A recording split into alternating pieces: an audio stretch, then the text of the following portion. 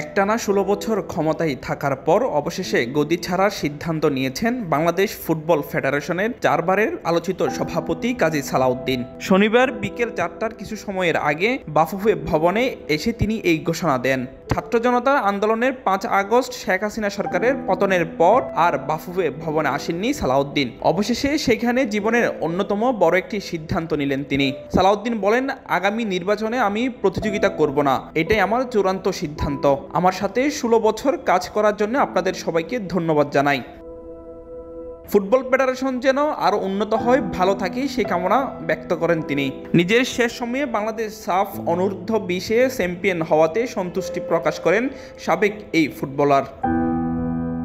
দাবির প্রেক্ষিতে ২৬ অক্টোবরের বাফুফে নির্বাচন পেছানোর জন্য ফিফার কাছে চিঠিও দিয়েছিল বোর্ড। তবে কোনোভাবেই নির্বাচন পেছানো যাবে না বলে নির্দেশনা দিয়েছেন ফিফা, এমনটা জানান সালাউদ্দিন। বর্তমানে পরিস্থিতি বিবেচনায় নিজের অবস্থান থেকে সরে এসেছে কাজী সালাউদ্দিন। বাফুফে সভাপতি ঘনিষ্ঠ সূত্রে জানা গেছে, পারিবারিক চাপে নির্বাচন না করার সিদ্ধান্ত নিয়েছেন তিনি। এতে করে বাফুফেতে সালাউদ্দিনের ১৬ বছরের দীর্ঘ অধ্যায়ের সমাপ্তি ঘটল। Desk report, news now sports.